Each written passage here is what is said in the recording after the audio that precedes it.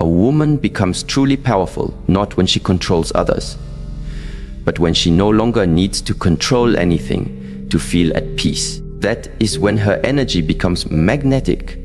Pause for a moment. Think about what it means to walk into a room and bring calm instead of chaos, to hear a hurtful comment and not respond from the wound but from the wisdom, to let go of what doesn't nourish your spirit, not because you're cold but because you're clear. This kind of strength doesn't shout. It doesn't demand recognition.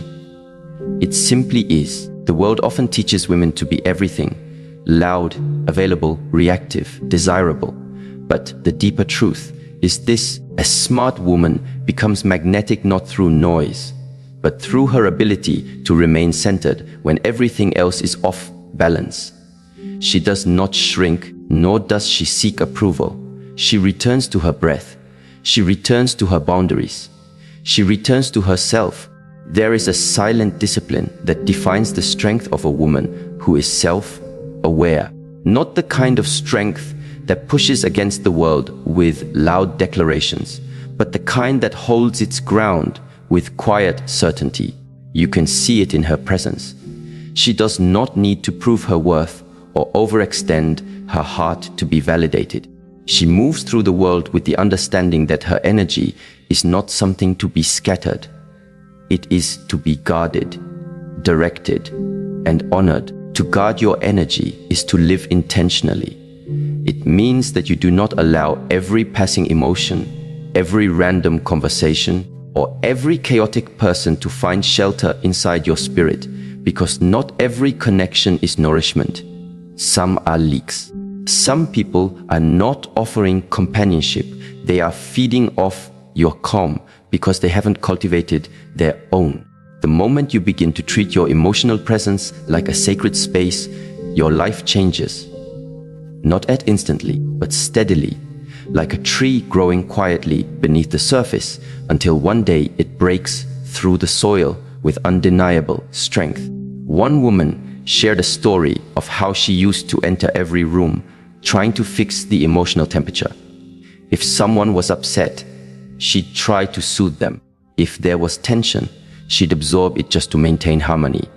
Over time, she became exhausted, not because of the weight of life, but because of the weight of other people's unprocessed emotions. Her nervous system, she realized, was constantly in alert mode. She had mistaken sensitivity for responsibility. When she finally began to pull back, not with coldness, but with clarity, she noticed something profound. The world didn't collapse. People adjusted. Her peace returned, and she began to understand that real love does not require depletion. Neuroscience reveals something important here.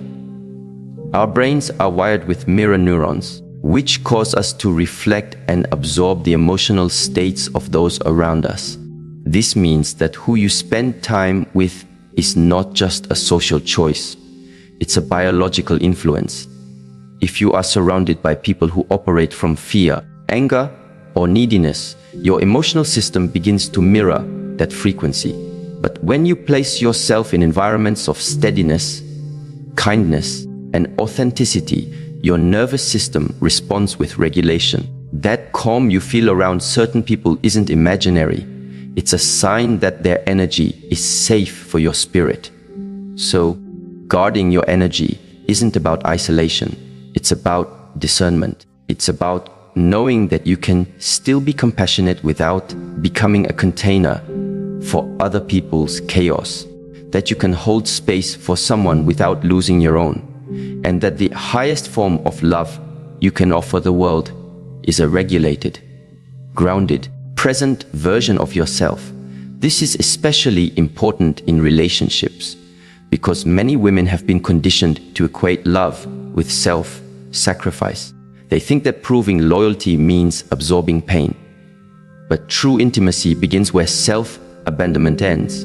If your presence in someone's life requires that you constantly ignore your intuition, silence your needs, or shrink your truth, then that relationship is not love. It is survival masquerading as connection. Guarding your energy also means not explaining yourself to those committed to misunderstanding you. Not every conversation deserves your emotional investment. Not every argument needs your rebuttal. Sometimes silence is not avoidance. It is wisdom. One woman described how she used to explain herself to people who had already made up their minds. She would spend hours crafting texts, rehearsing phone calls, trying to win back their understanding. It left her drained and hollow. When she finally stopped chasing clarity from those who thrived on confusion, she reclaimed her dignity. Her energy was no longer scattered. It became focused, purposeful, and aligned with her values. This principle applies just as deeply to the digital spaces we inhabit. Social media is a powerful amplifier of energy. The content you consume, the people you follow, the messages you internalize, all of these shape your emotional atmosphere. If you constantly expose yourself to comparison, outrage, and distraction, you are training your mind to remain unsettled. But if you curate your intake, just like you curate your relationships, you create a digital sanctuary that supports your evolution. You do not owe your attention to anyone or anything that drains your light. There is an old proverb that says, "When you walk with the wise, you become wise, but when you walk with fools, you suffer harm." This isn't just moral teaching, it's emotional truth.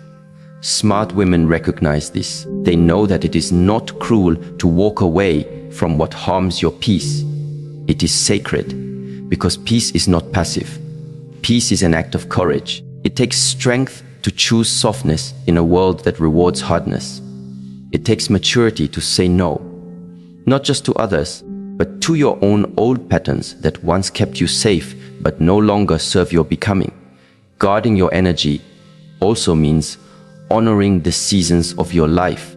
You do not have to be accessible all the time. You are not here to be emotionally available to everyone.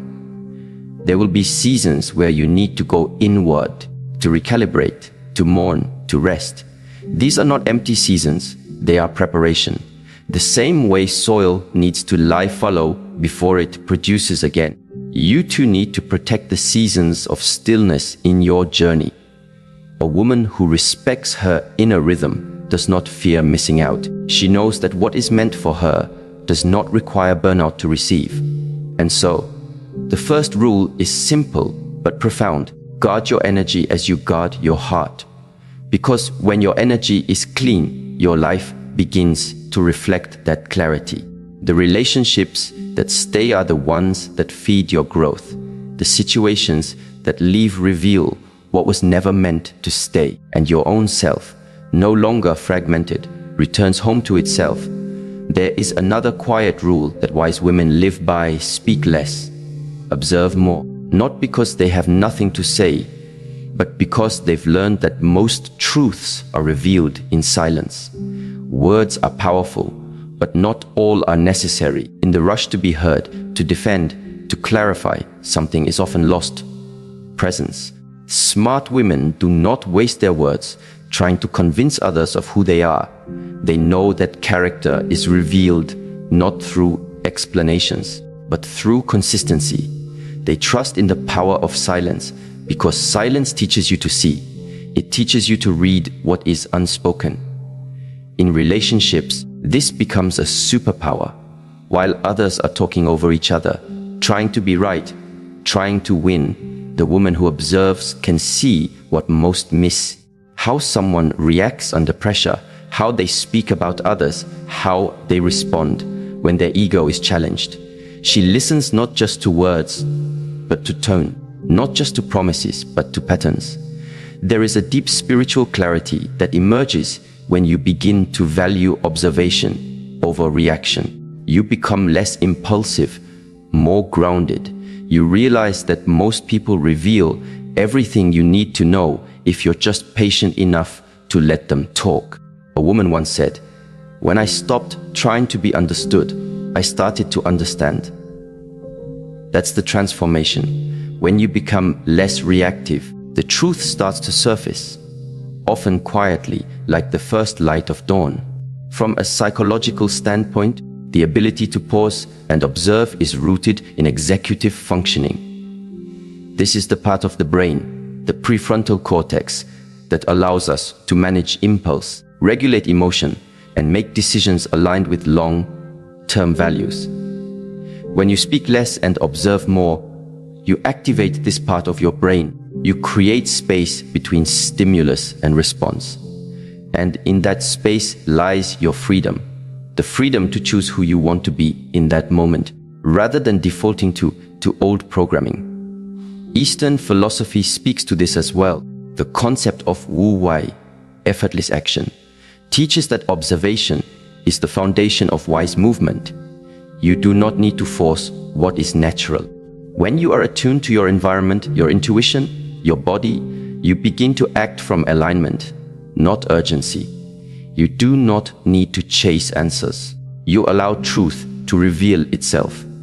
In practical life, this might mean listening fully when someone speaks instead of formulating your response while they talk. It means watching how someone behaves when they think you're not paying attention. It means noticing your own triggers without judging them and asking, why did that make me feel defensive? What story am I telling myself right now? Observation also requires the discipline of stillness. And stillness is hard in a world that constantly pushes for noise, movement, reaction. But a woman rooted in stillness is not easy to manipulate. She's not quick to defend what she already knows to be true. She does not respond to provocation with panic. Instead, she leans back, listens, watches. She studies energy, not just words. And this is what gives her the edge, not power over others, but power within herself. In conflict, she chooses presence over performance. She can sit in discomfort without needing to dominate it. She lets silence do the heavy lifting. Because sometimes the most powerful statement is no statement at all. And the deepest form of strength is not saying everything. It's knowing what doesn't need to be said. This practice is not easy at first. If you've been conditioned to seek validation through conversation or to rescue relationships through over-communication, the silence can feel threatening. But over time, it becomes comforting. It becomes a sanctuary. Because when you speak less, you start to hear more within yourself and in others. You begin to notice who listens when you finally do speak. You start to see who respects your stillness rather than fills it with noise. A woman once told of how she tested this principle in dating. She decided she would no longer fill awkward silences with chatter. She would allow the man to lead the conversation, to reveal his values, to show his intentions. And what she found surprised her. Some men withdrew. They were uncomfortable with the lack of validation. Others leaned in, intrigued by her calm. But the most important result was not about the men, it was about her. She felt empowered. She felt in control of her space. She felt free. To speak less and observe more is not about silence for silence's sake. It is about creating space for awareness. And from that awareness comes wisdom. The kind that doesn't need to argue. The kind that doesn't need to explain. The kind that simply knows. And in knowing becomes immovable. Because when you truly observe, not just with your eyes, but with your soul, you begin to see the truth about people, about situations, about yourself. And in that truth, there is power. Quiet, steady, unshakable power. The kind that doesn't need attention. Because it already has presence. There is a subtle transformation that takes place in a woman's life the moment she shifts from seeking to aligning. It doesn't happen all at once. It begins with a quiet awakening, often born out of exhaustion. The exhaustion of chasing people who don't see her, of trying to impress those who only value her when she's bending, of pouring effort into places where her presence is only acknowledged when it's convenient. And in that quiet turning point, she starts to ask herself a more powerful question. What if I stop chasing and start aligning? Alignment is different from ambition. It's not driven by the need to prove. It's rooted in clarity. You are no longer acting from the fear of being alone, but from the knowing that being alone is not the worst thing. Being disconnected from yourself is. Alignment means your choices begin to reflect your values, not your wounds. It means your yes is honest and your no is clear. You are no longer available for emotional transactions that cost you your peace. You stop responding out of fear and start moving from trust, not trust in others, but trust in your own path. Many women spend years chasing attention, affection, and recognition, believing that if they just give more, please more, prove more, they will finally be chosen. But the truth is, what is truly meant for you will never require you to chase it down. It will come as a result of your alignment. A woman who is aligned with her truth becomes a magnet, not a pursuer. She doesn't run after what's running away. She plants herself deeply, like a tree that knows the rain will come in its season. She understands that desperation distorts discernment. This is not just spiritual wisdom, it's also neurological truth. When you are in a constant state of chasing, your sympathetic nervous system is activated. This is the stress response. Your body is flooded with cortisol, your heart rate increases, and your mind becomes focused on threat and lack. You begin to overanalyze, to cling, to panic. You start interpreting silence as rejection, boundaries as abandonment, and distance as punishment. But when you begin to align, your parasympathetic nervous system activates. Your body relaxes, your breathing slows, and your mind gains clarity. In that state, you don't chase, you choose. You respond with presence, not panic. There's a story of a woman who used to find herself always falling for emotionally unavailable men. She thought her love would unlock them, heal them, change them. Each relationship followed the same cycle. She would give, and they would withdraw. One day, she sat down and wrote a list, not of what she wanted in a man, but of who she was becoming. She realized she was chasing emotional depth in others that she had not fully cultivated in herself. So she began the work, not of finding love, but of becoming it. She focused on healing the parts of her that equated intensity with intimacy. Slowly, the men she attracted began to change, not because they changed, but because her energy no longer called in what was misaligned. She stopped chasing emotionally distant men because she was no longer emotionally distant from herself. To live in alignment is to make peace with your own timing. It is to release the need to be seen in every moment and to instead focus on becoming someone worth being seen. Alignment does not guarantee that you will not face disappointment, but it ensures that your disappointment will not break you.